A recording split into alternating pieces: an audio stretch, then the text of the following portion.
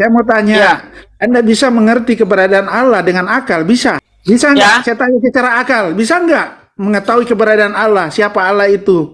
Dia ada apa tidak? Secara akal bisa nggak? bisa.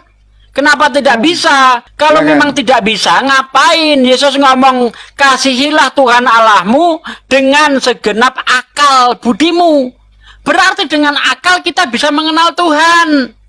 Itu Yesus sendiri yang ngomong. Bagaimana caranya supaya kita bisa mengenal Tuhan? Gunakan akal Anda. Gitu loh. Bukan dengan iman doang. Kalau Oke, mengenal ini Tuhan Bang. hanya berdasarkan iman doang, maka tidak ada satupun Tuhan yang salah di dunia ini. Ada orang nyembah sapi, sapi Tuhan bagi iman dia. Ada orang nyembah gunung, gunung Tuhan bagi iman dia. Tapi apa seperti itu? Apakah secara akal itu bisa masuk akal? Tidak.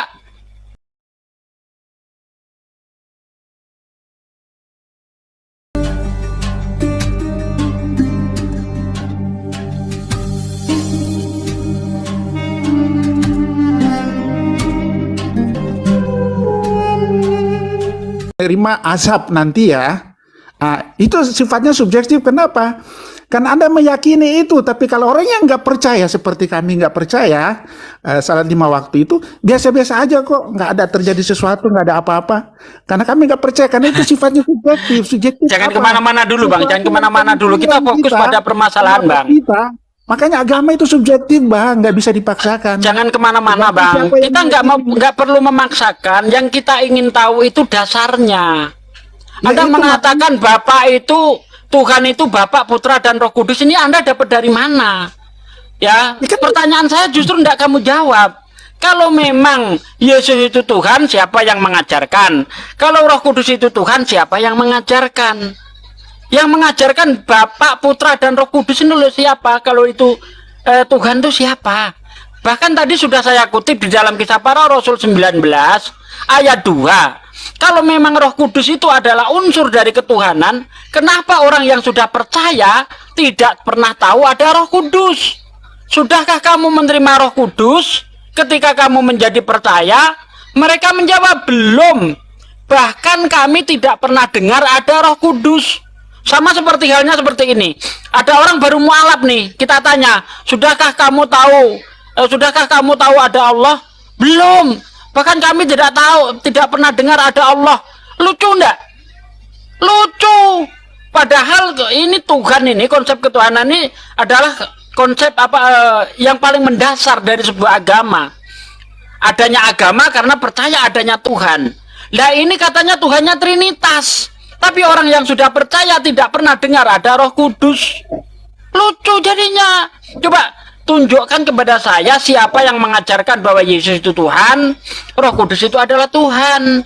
Silakan, monggo dijawab. Jangan muter kemana-mana dulu.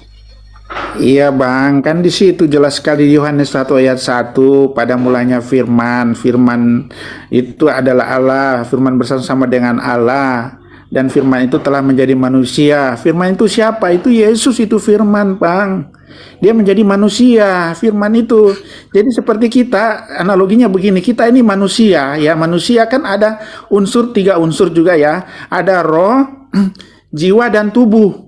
Kayak gitu, tapi satu, akhirnya kita manusia. Seperti juga dengan Tritunggal itu, Allah Bapa, Anak, dan Roh Kudus. Hakikatnya dia adalah Allah, dia adalah Tuhan. Satu, Anda Pak. tahu enggak hakikat itu apa, Bang? Hakikat dia unsur ininya, Bang. Hakikatnya esensinya. Hakikat itu kenyataan yang sebenarnya. Esensinya yang utama, yang Iya, jelas. kenyataan yang sebenarnya itulah hakikat, Bang. Anda tengok di KBBI, Jelas, apa arti sama. hakikat? Keadaan yang sebenarnya. Apakah Yesus dan Bapa itu satu hakikat?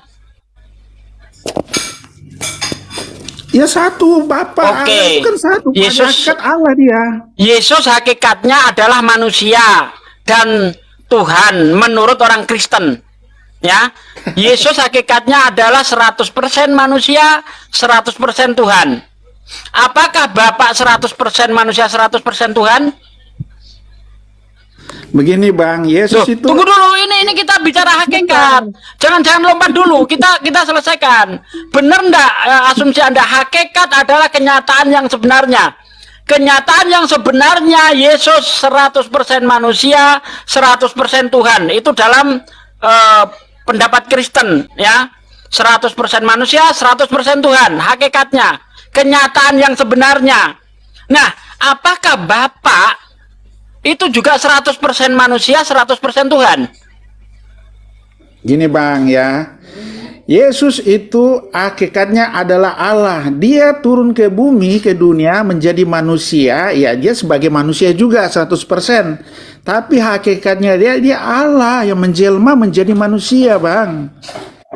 Dia menjelma menjadi manusia, tapi hakikatnya dia Allah. Dia Nah, jadi yang kita manusia bicarakan ini kan karena jadi Yesus, manusia Bang. di dunia. Ya, Dia kalau 100% kita juga sudah manusia, ngomong dia lapar, dia Yesus, haus. Bang, kalau kita sudah ngomong Yesus, berarti yang wujudnya manusia itu, sebelum ada manusia itu, tidak bisa dibilang Yesus. Karena Trinitas itu bukan Bapa, Firman, Roh Kudus. Tapi Bapa, Putra, Roh Kudus. Putra adalah yang berwujud manusia, bukan yang berwujud Firman. Makanya tadi ketika Anda mengatakan Yesus dan Bapa satu hakikat, makanya kita teliti. Yesus menurut orang Kristen 100% manusia, 100% Tuhan. Apakah Bapa 100% Tuhan, 100% manusia? Kalau tidak, maka tidak bisa dibilang satu hakikat. Begini Bang ya. Yesus kan itu sumbernya, dia adalah firman. Firman itu adalah Allah itu sendiri, ya, perkataan Allah. Dia menjelma menjadi manusia. Dia sebenarnya sumbernya adalah Allah ilahi yang menjadi manusia. Itu dalam diri Yesus, Bang.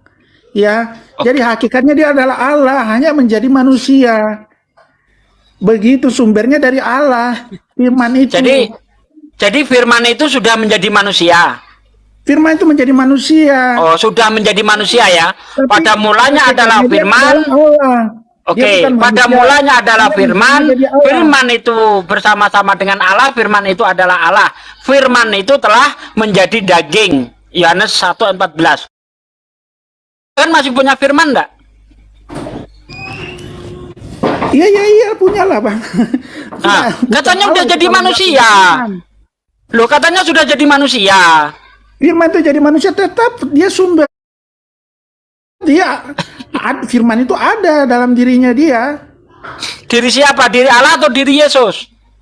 Firman itu iya, walaupun dia sudah jadi manusia, firman itu tetap ada. Ada pada siapa? Iya, Bapa itu sendiri. Nah, katanya udah jadi manusia. Ini gimana sih? Iya, firman itu kan juga jadi manusia, firman, tapi tetap firman itu tetap ada. Kalau firman itu tetap ada sama Bapa, artinya Yesus diciptakan dengan cara Tuhan berfirman. Tidak ada bedanya dengan ketika Tuhan menciptakan segala isi dunia ini. Berfirmanlah Allah, jadilah terang. Firman itu jadi terang. Tapi kalau firman itu telah jadi manusia, ya, maksudnya firman itu sendiri yang jadi manusia, seharusnya Bapak tidak punya firman lagi karena sudah jadi manusia. Gitu loh. Iya, itu memang secara logika Anda ya. Nah, ya iyalah, orang kita diberi akal sehat oleh Tuhan kok, masa nggak kita gunakan? Itu satu. Yang kedua, bentar Bang. Kalau memang firman itu sudah jadi manusia, ngapain Yesus masih terima firman? Kan Yesus jadi utusan di situ kan? Lah, ya, kan dia firman sudah jadi manusia. Kan dari Firman yang bersama-sama dengan Tuhan sudah jadi manusia. Tapi faktanya Yesus masih terima firman. Bagaimana itu? Itu kan di situ dia adalah utusan kan? Betul, dia utusan. Dia firman. Jadi firman utusan ini asal mulanya adalah firman. Seharusnya ketika Yesus jadi manusia, firman tidak ada lagi dan Yesus tidak terima firman lagi. Tapi faktanya Yesus masih terima firman. Ya, jadi begini Bang, itulah akal kita kan terbatas Bang. Waduh. Itu kan saya katakan, tidak bisa kita menjangkau. Ya, kalau gitu imani saja Pak. Imani saja. Seharusnya agama itu sesuai dengan iman dan akal. Tanpa akal itu buta. Akal tanpa iman pincang. Seharusnya iman dan akal seiring sejalan. Coba di dalam kayak konsep ketuhanan Islam nggak bikin ruwet. Nggak ada firman jadi manusia, nggak ada seperti itu. Kalau Anda tanya kepada orang Islam, siapa Tuhanmu? Allah. Berapa Tuhanmu? Esa, tunggal. Selesai. Nggak perlu perdebatan. Lah, Begini, Bang, ini. saya mau tanya, Ya. Anda bisa mengerti keberadaan Allah dengan akal? Bisa? Gini.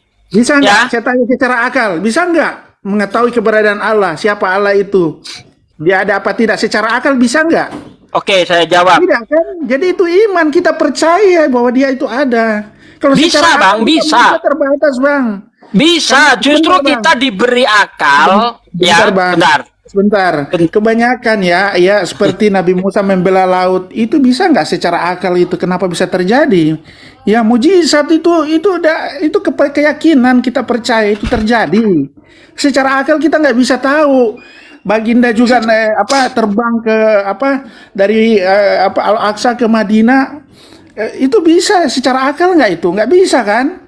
Oke, saya Tapi jawab. kita percaya dia pernah melakukan itu, ya itulah iman, Bang. Makanya Oke, saya jawab. Oke, Bang, saya jawab. Apakah bisa kita mengenal Tuhan dengan akal? Bisa. Kenapa tidak bisa? Kalau memang Gimana, tidak Bang? bisa, bentar, jangan dipotong dulu gantian. Kalau Silakan. memang tidak bisa, ngapain Yesus ngomong kasihilah Tuhan Allahmu dengan segenap akal budimu? Berarti dengan akal kita bisa mengenal Tuhan. Itu Yesus sendiri yang ngomong.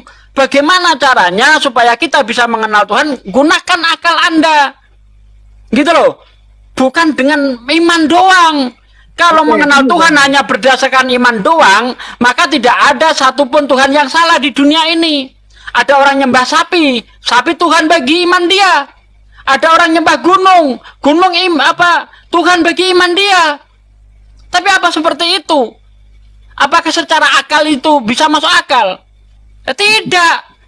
Ya, kita mengenal Tuhan dengan akal kita. Bagaimana caranya? Perhatikan firman-Nya Tuhan.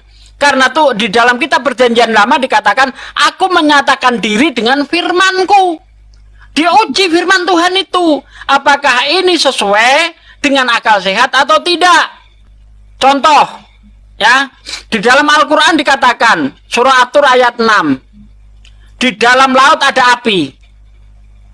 Secara akal, ya, pada masa dulu, pada zaman Nabi Muhammad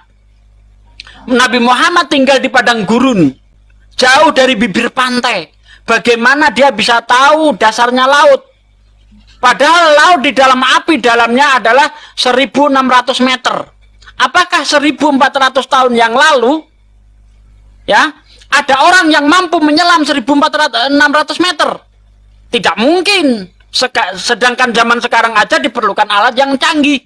Kapal selam yang super kuat, kalau nggak pecah, untuk menyelami sedalam 1.000 lebih. Nah, bagaimana yang dikatakan Nabi Muhammad ini betul? Itulah buktinya bahwa Tuhan itu ada. Akal kita gunakan. Seperti itu tadi. Ya, Yesus mengatakan, kasihilah Tuhan Allahmu dengan segenap hatimu dan dengan segenap akal budimu. Akalmu harus kamu pakai. Begitu, Bang. Ya gini, Bang, ya betul itu ayat, tidak salah itu. Kasihlah Tuhan Allahmu dengan segenap akal budimu, ya, dan segenap jiwamu. Maksudnya gini, kita juga tetap menggunakan akal. Akal juga tidak bisa kita kesampingkan. Tapi yang utama kalau berbicara ketuhanan itu iman, Bang. Iman, baru akal. Setelah kita yakini, ya, kita percaya, baru Tuhan kasih kita akal untuk berpikir. Tapi yang lebih dulu itu iman dulu, bukan akal dulu.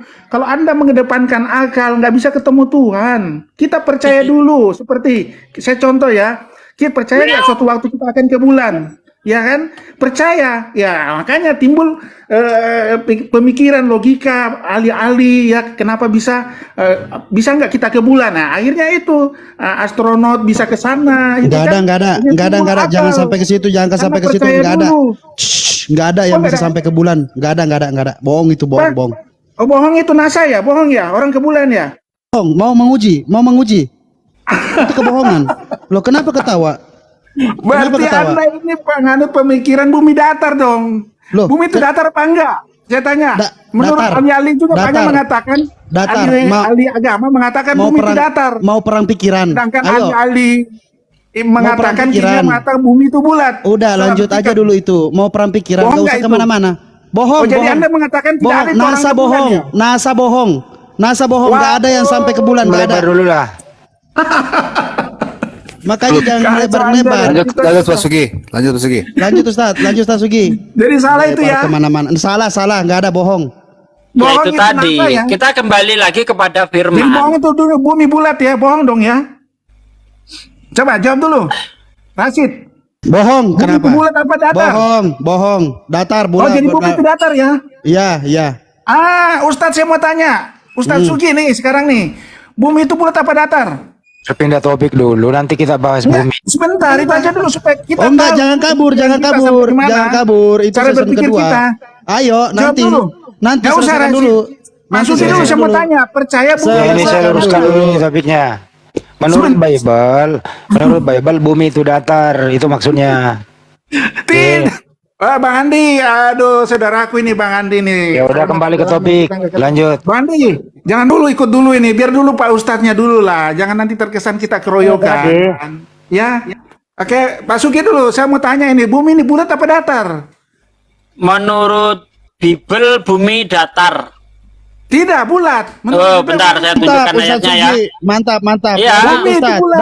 Datar. Yesaya Saya tunjukkan 40. Saya Saya tunjukkan carikan ayatnya ayatnya. ya. Yesaya Ayat 40. Bentar. Ya. Yesaya 40 ayat 22. Tuhan duduk di atas lingkaran bumi, tapi oleh apa namanya?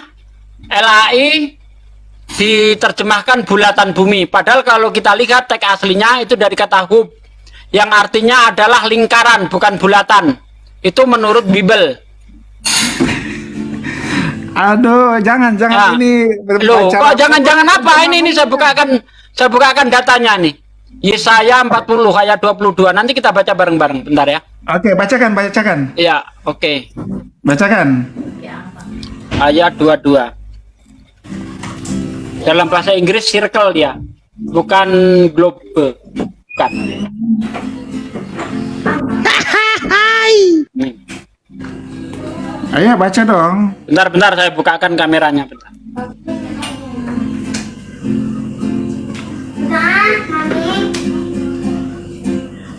Nih ya. Ini apa nih? Yesaya 40:22. Hai Yosef al-Hub. Dia yang bertahta di atas lingkaran bumi. Circle. Lingkaran. Ya, Ya. lingkaran. Bukan bola, bukan bulat, bukan. Lingkaran dia. Bukan, tapi kalau yang Indonesia dia diterjemahkan bulatan. Ini salah terjemah ini. Oh, kok salah? Itu Dia bulat. yang bertahta di atas bulatan bumi. Bulat, bumi itu Yang bulat. betul adalah Benar. circle. Nih. Yang Bulat, betul circle. Bulat kan berarti lingkaran Circle kok kan? bulat sih? Lingkaran berarti kayak piring terbang bumi itu. Sekarang saya tanya, lingkaran itu ada ujungnya enggak? Lingkaran yang nggak ada ujungnya. Ini jelas berarti. Lah iya, bulat, jadi- Bang. Aduh. Ini lingkaran ini lingkaran nih bang. Ini lingkaran nih. Ini lingkaran nih. Jadi Lingkaran menurut ada ujungnya Bible, ya? bumi itu seperti ini. Bumi seperti ini dia, bukan bulat. Iya, lingkaran itu bulat, bundar. Ada ujungnya enggak? Ada ujungnya. Aduh, enggak ini. lingkaran? Aduh, parah ini. Lingkaran Nggak ada tahu. ujungnya. Parah.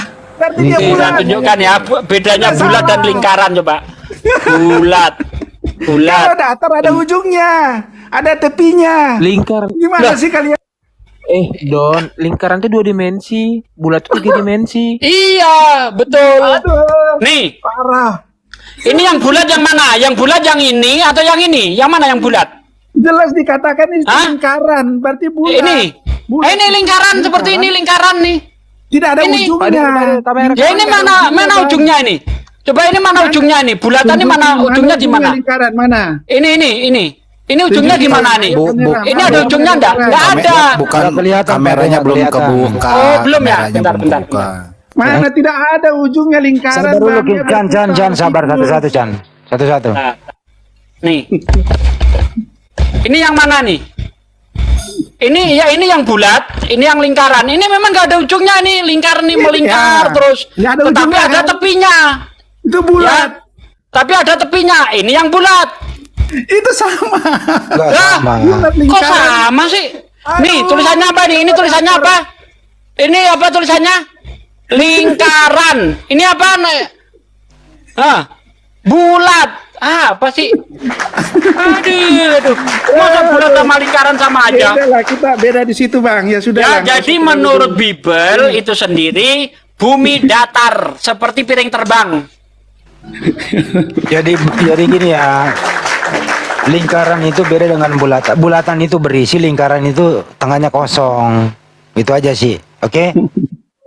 Oke. Lanjut ke topik yang tadi. Campur Bang Andi. Saya dulu jangan sugi nih.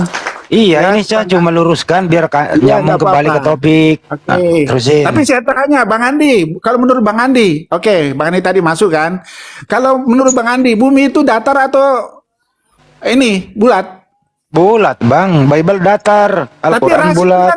Tapi Rasid bilang datar. Gimana Itu sih? menurut Ada Bible. akadabani datar. Bentar dulu. Menurut Bible Akadabani. datar. Oh Ada iya, bulat. jelas lingkaran di situ dia Ya udah, bulat. gini aja deh. Ya apa, udah. gini aja deh. Udah Giliran cukup saya- lah. Gila, Pak Canir ya. Ya, debat kusir. Dendre pas sembarna pau. Gini, kalau memang lu mau kayak begitu, tunjukkan kepada saya bagaimana kau bilang bumi itu bulat. Tunjukkan. Bisa? Iya, bacakan ayatnya di situ. Bumi itu Bagaimana? bulatnya. Ya enggak, kenapa kembali ke ayat? Kembali ke pemikiranmu. Ngapain ke sekarang ayat? gini. Oke, sekarang gini. nanti. Sekarang. Dengar Langsung aja. dulu Rasid, dengar. Tadi kan kau bilang kau tidak percaya itu NASA kan? Enggak. Percaya apa Nih, tidak? circle nih. Percaya apa enggak? Enggak. Enggak percaya? Ah, berarti Enggak. Anda penganut paham bumi datar berarti. Lah tunjukkan kepada saya kalau memang bumi itu bulat. Bisa? Bisa? Ya coba silakan Seperti- jelaskan. Seperti gini ya, ada ya. Nah, ini Columbus ya. Ini kita bicara dulu ahli ya. Columbus menemukan benua Amerika ya. Nah, Dia berjalan, dia naik kapal ya kan. Naik kapal dari kemana? satu titik, ujung ketemu terus, dia akan kembali ke tempat itu. Siapa Bahwa bilang? bumi itu bulat. Itu secara ilmiah. Dia jalan saja terus loh, sampai tidak tadi ada katanya ujungnya.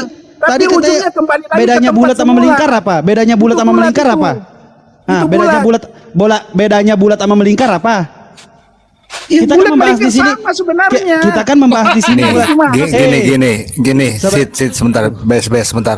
Gua nanya Don, apa perbedaannya bola kaki nih, bola kaki dengan hula hoop? Tahu hula hoop yang dipakai untuk pinggang? Apa perbedaannya? Perbedaannya di mana perbedaannya? Itu kan sama bulat. Ya. Coba orang Anda goblok. berdiri Orang di goblok satu kayak titik. gitu. Ya, Biarin aja. Dengar dulu. Kita rusak aja otaknya, kita rusak. Dengar dulu, Gimana? Anda berdiri Gimana? di satu titik di lahu di pinggir Nih, ya. Ya kan? Oke. Anda berjalan terus akan kembali lagi ke titik itu. Di mana? Berarti Itu kan bisa lingkaran, ditunjukkan bahwasanya Bang. itu lingkar. Itu kan lingkaran, Lingkaran, bukan bulatan. kembali lagi Itu kan ke titik lingkaran. semula. Bahlul, itu kan lingkaran, bukan bulatan. Enggak boleh, jangan gitu bang. Loh, Pengarah bener itu toh? jauh lah. Berdiri di satu titik, Nggak usah, jalan Bahlul, terus saja Bahlul lah. terus akan kembali ke titik Loh, semula. bener toh? Ya udah, Kan kembali ke udah kayak topik itu lah. Nggak bakalan mau. Ya, dari Aduh. tadi kayak begitu. Dia kabur Oke, tadi kan topiknya apakah memang Kristen ini pengikut Yesus kan itu, Pak Sugi. Lanjut Pak Sugi. Kembali ke topik Kembali lagi. aja. Iya, Kristen itu bukan pengikut Yesus. Karena menurut Kristen, syarat untuk masuk surga harus percaya Yesus sebagai Tuhan. Sementara menurut Yesus sendiri, ya, syarat masuk surga itu hanya percaya ada satu Tuhan dan Dia utusan Tuhan. Itu perbedaannya di situ. Nah, Yesus tidak pernah mengajarkan bahwa untuk masuk surga itu dengan cara Dia mati disalib. Tidak ada, Yesus nggak pernah mengajarkan itu.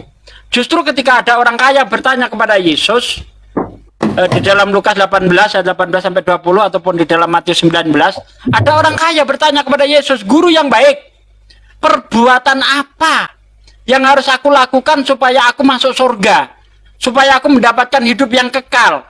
Jawab Yesus, "Mengapa kamu berkata aku baik? Tidak seorang pun yang baik kecuali hanya Tuhan saja." Ini justru sudah menggugurkan Yesus itu Tuhan. Karena Yesus mengatakan tidak ada yang baik kecuali hanya Allah saja.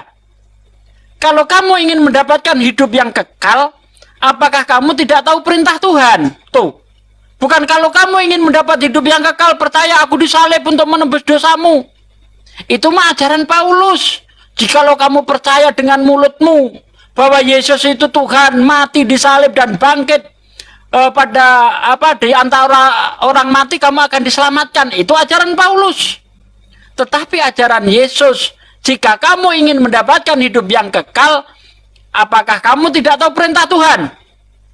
Jangan membunuh, jangan bersaksi dusta, hormati orang tuamu, kasihi sesamamu. Perbuatan baik yang harus dilakukan. Bukan percaya Yesus Tuhan, mati disalib. Justru Yesus menyuruh berbuat baik. Kata orang kaya itu, hal itu sudah aku lakukan sejak masa mudaku. Kalau begitu kurang satu lagi. Percaya aku disalib dong. Untuk menembus dosamu dong. Apa begitu? Enggak. Apa kata Yesus? Jual semua yang kau miliki. Bagi-bagikan kepada si miskin. Maka kamu akan mendapatkan harta di surga. Dan setelah itu ikutlah aku. Bukan sembahlah aku. Ikutlah aku. Lalu orang kaya itu karena sangat mencintai hartanya, dia pergi dengan bersedih. Apa kata Yesus? Lebih mudah unta masuk ke lubang jarum daripada orang kaya masuk surga. Jadi Yesus tidak pernah mengajarkan penyalipan. Di mana Yesus mengajarkan penyalipan untuk masuk surga? Itu adanya ajaran Paulus. Begitu. Gini Bang, kalau Anda menurut Bang Sugi, perkataan Yesus kepada orang kaya itu kan, itu konteksnya pada saat Yesus kan belum mati di kayu salib. Ya, si orang kaya itu bertanya kepada Yesus jalan untuk bisa masuk surga, ya kan?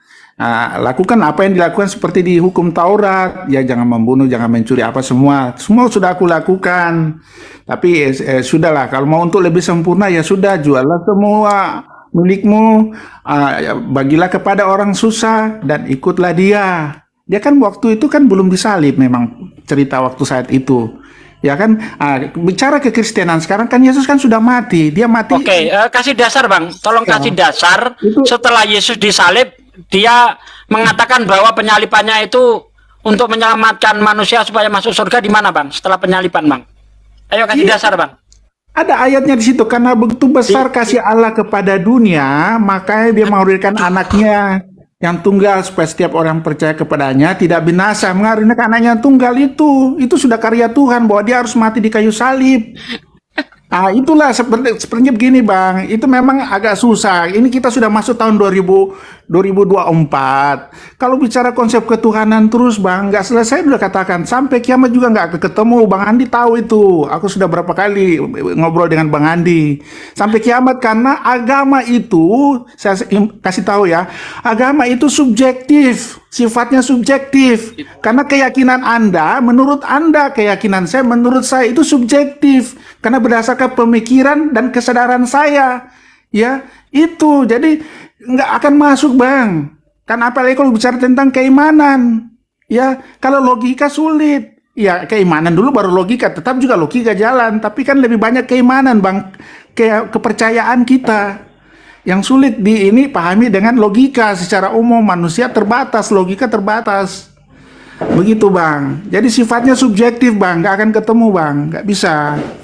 Kalau kita mau diskusi yang lain saja, jangan bicara tentang ketuhanan, nggak akan ketemu. Ya seperti Yesus mencuri keledai apa? Oke, sini kita bahas. Waduh, ya kan, jadi perkara ini kalau bahas itu tuh. Bentar, habis ini. Iya, saya tanggapi dulu. Itu bongkar-bongkar jualan orang, boleh. Saya bisa. Oke. Ketuhanan kan sulit. Oke. Yohanes 3 ayat 16 yang Anda sebutkan tadi, walaupun Anda nggak menyebut ayatnya, saya langsung tahu. Ya, Yohanes 3 ayat 16 itu tidak berbicara tentang penyalipan. Di ayat mana itu indikasi penyalipan? Tidak ada ayat itu berbicara penyalipan. Justru itu disuruh percaya Yesus sebagai utusan, bukan sebagai Tuhan. Bagi orang yang percaya Yesus utusan Tuhan, itu diselamatkan dia, tidak dihukum. Makanya kalau Anda baca ayat seterusnya, ya, sebab Allah mengutus anaknya ke dalam dunia bukan untuk menghakimi dunia, melainkan untuk menyelamatkan oleh dia. Bentar, minum dulu. Ayat 18, barang siapa yang percaya kepadanya, ia tidak akan dihukum. Barang siapa tidak percaya, ia telah berada di bawah hukuman, sebab ia tidak percaya dalam nama anaknya, ya, nama anak tunggal Allah. Percaya sebagai apa? Harus ada dukungannya, dukung ayat. Yohanes 17 ayat 3. Inilah hidup yang kekal itu, yaitu mereka percaya bahwa engkau satu-satunya tunggal, bukan tritunggal, satu-satunya Allah yang benar, dan mengenal aku, Yesus Kristus yang diutus. Bukan percaya Yesus Kristus Tuhan, Yesus Kristus yang diutus. Jadi Yohanes 3 ayat 16, karena begitu besar kasih Allah akan dunia sehingga ia telah mengaruniakan anaknya yang tunggal supaya setiap orang yang percaya kepadanya tidak binasa. Betul, kalau kita percaya Yesus utusan Tuhan, kita tidak binasa. Tetapi kalau Anda tidak percaya bahwa Yesus utusan Tuhan, Anda binasa, masuk neraka. Gitu loh. Jadi kasih dukungan ayat gitu, biar enak kita bicara. Ya, mau ngomong sekarang urusan keledai. Boleh?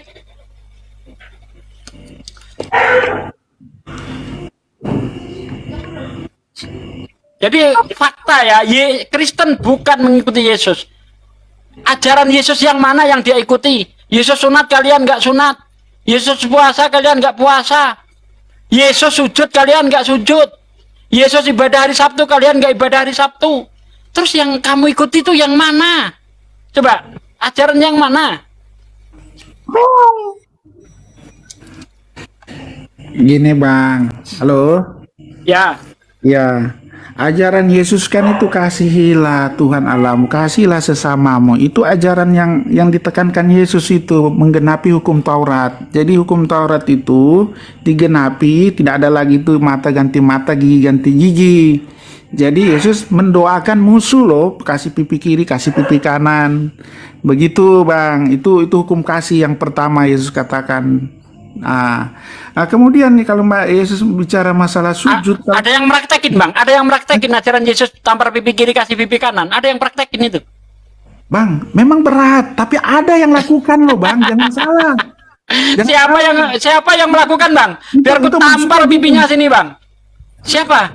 Maksudnya gini, itu kan alegoris sebenarnya. Oh, alegoris Tapi Yesus mengajarkan ternyata. begini. Bukan bilang dipakai Sejak kasih yang kapan tidak hukum itu belajar alegoris, seperti Bang? itu. Itulah Bang.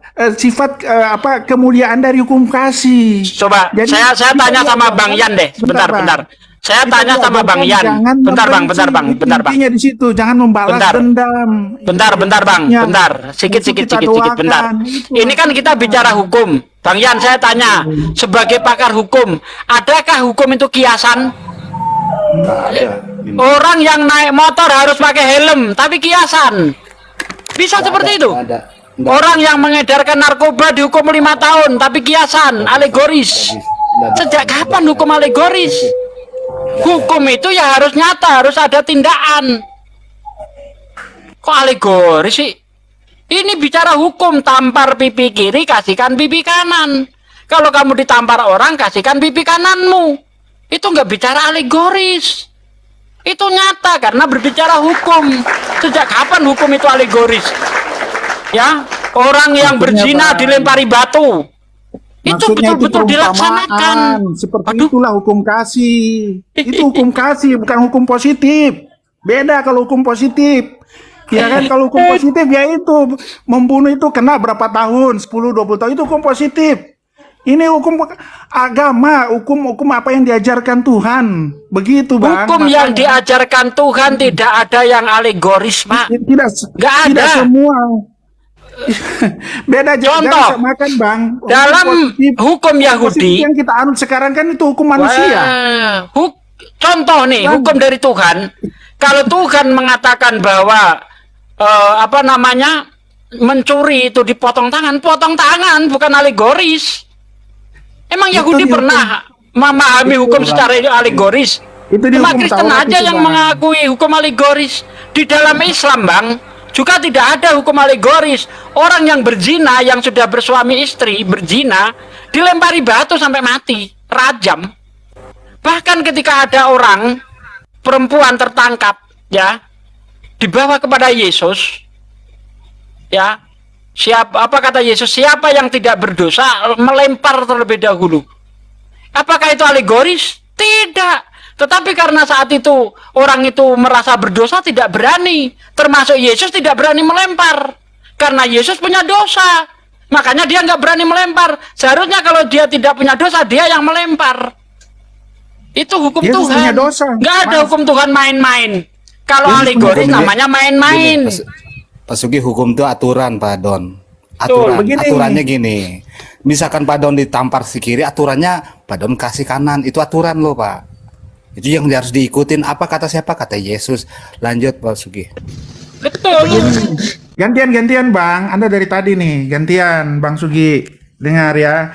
Yesus kan itu hukum kasih itu kasih pipi kiri, doakanlah musuhmu. Itu salah satunya juga. Ya kalau di hukum Taurat ya, itu kan seperti itu, orang berzina dirajam ya, membunuh apa di mata ganti mata ya, membunuh mau bunuh juga, itu hukum dendam, itu kan keras itu di hukum Taurat. Kenapa Tuhan? Karena pada saat itu bangsa Israel memang bebal. Sudah dikasih hukum Taurat juga masih juga bebal. Masih dilakukan, tapi tidak semua orang bisa melakukan hukum Taurat. Makanya Yesus ya datang menggenapi hukum Taurat itu dengan hukum kasih. Ya kan, lihat sekarang Israel coba bagaimana.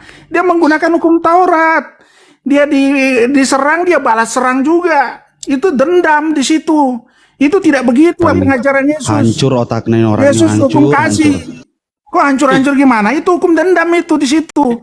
Yesus mengajarkan doakanlah musuhmu. Suka keluar Oke. dari ini nggak Itu ngerti dia. sudah salah. Hukum Oke, kasih itu Yesus kita mengajar hukum buktikan. kasih. Kita buktikan apakah Yesus masih menyuruh melakukan hukum penggal tangan, cukil mata atau tidak. Kita baca di Markus 9 ayat 43. Dan jika tanganmu menyesatkan engkau, penggalah, karena lebih baik engkau masuk ke dalam hidup dengan tangan kudung daripada dengan utuh kedua tanganmu dibuang ke dalam neraka, ke dalam api yang tak terpadamkan. Di tempat itu ulatnya tidak akan mati dan apinya tidak akan padam. Dan jika kakimu menyesatkan engkau, penggalah, karena lebih baik engkau masuk ke dalam hidup dengan timpang daripada dengan utuh kakimu dicampakkan ke dalam neraka. 47. Jika matamu menyesatkan engkau, cungkilah, karena lebih baik engkau masuk ke dalam kerajaan Allah dengan bermata satu daripada dengan bermata dua dicampakkan ke dalam neraka. Ini alegoris juga. Alegoris. Kita jangan mentafsirkan secara literal. Loh, yang nafsir siapa? Nggak ada menafsir loh. Itu bunyi ayat seperti itu. Sebentar Pak Don. Assalamualaikum warahmatullahi wabarakatuh, Gurunda. Assalamualaikum warahmatullahi wabarakatuh. Lanjut. Lanjut. Ya. Bahkan Yesus sendiri Lalu mengatakan, lanjut. barang siapa yang menghilangkan satu titik dari hukum Taurat, kemudian mengajarkan kepada orang lain, maka dia akan menduduki kerajaan terendah dari dalam kerajaan surga. Matius 5 ayat 18. Ya. Jadi Yesus itu datang ke dunia tidak pernah menghilangkan satu titik pun. Tidak pernah. Yang mengatakan Yesus mati disalib untuk membatalkan hukum Taurat dan segala ketetapannya, itu adalah Paulus. Dan itulah yang diikuti Kristen. Makanya Kristen makan babi, Kristen tidak sunat, Kristen tidak merayakan mengkuduskan Sabat, Kristen tidak bertuhankan tauhid, ya, tapi Trinitas. Ya, Bang. Ya, silakan. Saya jawab ya. Kan Yesus tidak menghilangkan hukum Taurat. Betul tadi yang Abang katakan, ya. Tidak menghilangkan satu titik pun. Dia menggenapi hukum Taurat. Karena hukum Taurat, tidak semua orang bisa melakukan hukum Taurat. Ya, makanya Tuhan ganti dengan hukum kasih. Kasihilah Nah, itu musuhmu. namanya membatalkan, Pak. Anda kontradiksi kalau begitu. Bukan membatalkan, tetap juga Menggenapi itu mengganti atau menyempurnakan. Menggenapi itu mengganti atau menyempurnakan. menggenapi ya lebih bagus lagi dari yang dahulu. Hukum yang dahulu dihilangkan gitu. Utama itu kasihlah Tuhan Allahmu, kasihlah sesamamu, doakan musuh. Kalau hukum Taurat itu kan keras itu, Bang. Itu Aduh, hukum Bang Juma sekali kok Tuhan turun? mengangkat pedang kepada umat. Ini apa dia Ya, lagi apa di yang Kayaknya dilakukan kepental, orang Bang Israel Juma. sekarang Iya, coba. lagi di Itu hukum gunung. Taurat yang bagus.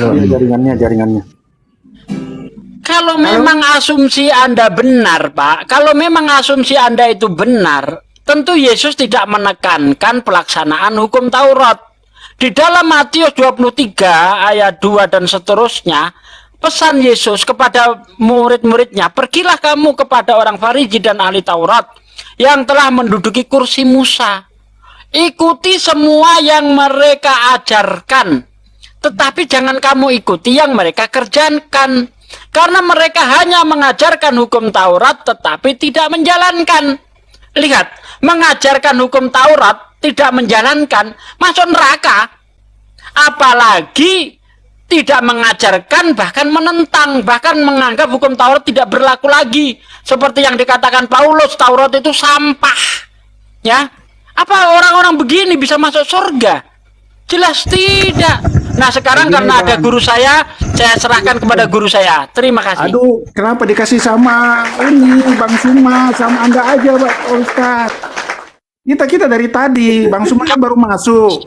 Kita aja, Bang Suma yang harus turun Lanjut tangan. akhi, lanjut.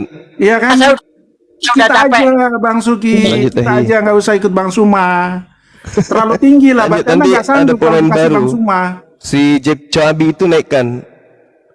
Ya. Ada Oten di bawah namanya. Ya, oke, Jeff nanti Bang naikkan. Suma dengan Nanti Iya, geng dan dong. biarkan yang lain lah. Kita berdua aja Enggak dulu. apa-apa, saya yang turun naikin itu Tambah aja. belasan. Daripada Iya, akhi lanjut tambah- akhi. Iya, saya turun ya. Assalamualaikum Gurunda. Oke, Di sini lanjut aja. ya. Enggak itu buat biar ada ruang buat siapa tuh tadi yang kita bilang? Ini aja, Bang Don mau diskusi sama Bang Zuma nggak? Kalau nggak Iya, mau kita itu rolling, Bang Don. Ini biar ada nggak dua usah open lah, di sini. kenapa harus terlalu banyak bicara kau, entar dulu ah. Tangan Diam, saja, cukup. Oke, banyak Gini bicara. terus memang Biar oten Don ini. di sini deh, biar. Biarin aja Don di sini, saya aja yang turun nggak apa-apa. Biar ada naikin itu tadi yang Gurunda minta itu. Ya udah nanti Gurunda lah dengan yang Cep. tadi. Iya. Oke ya. Kuatkan Assalamualaikum kuda-kuda warahmatullahi Jeb. Oke lanjut ya, jangan dipotong ya. Saya jelaskan, Anda jangan narasi aja. Ya, jadi itu dikatakan tadi itulah hukum Taurat. Hukum Taurat itu Yesus menggenapi, bukan menghilangkan. Oke, ini aku naik, Juma jangan lari ya. Bahasa kau sopan, Jeb. Kau jangan sesuka Aku Santai ngomong apa aja, emang? kenapa? Aku ngomong pakai apa? adat kau, Jeb. Juma, Aku sudah geledah semua gereja di Indonesia. kemarin aku ini. diblokir dan Belum kemarin ada aku yang diblokir. bisa hadapi Cuma saya lari. diskusi. Dengerin dulu napa. Sebentar, santai. Ini saya rekam, ini Lanjut, saya rekam ya Juma ya. Ini saya rekam. Ya rekam aja, Anda apa-apa rekam aja loh. Lanjut. Ini bukan hanya direkam, di live-kan di YouTube ini. Oke, Saya sekarang live-kan di gini. YouTube nih. Oke, kita serahkan Silakan Gurunda Kak Don sekarang Juan sama setelah Jeffrey kakak aku. Colby ya. Ini kalau Kak Don Juan ngomong jangan dipotong ya, jangan ada yang potong. Ini orang lagi diskusi ini ngomong melulu gua gampar juga lu. Ah, Kalau berani kau, gua smackdown juga lu. udah aku turunin lah. Turunin dulu di bawah dia. Aku mau ngomong sama Juma ini, aku mau ngobrol sama Juma. Jadi jangan ada yang sok Bahasa belagu aja kau sini. sopan, Jeb. Bahasa Lu ngomong di bawah. Tunggu gua berak mulutmu di bawah. Lanjut dulu Pak De sama Chan ini. Ini kacau melulu. Nanti setelah Channya sama Pak De baru lu naik. Lanjut. Ya, silakan Bang, silakan dikomentari Bang. Ya, gini Bang ya, jangan dipotong ya. Jadi Yesus menggenapi hukum Taurat ya, karena tidak semua orang bisa melakukan hukum Taurat.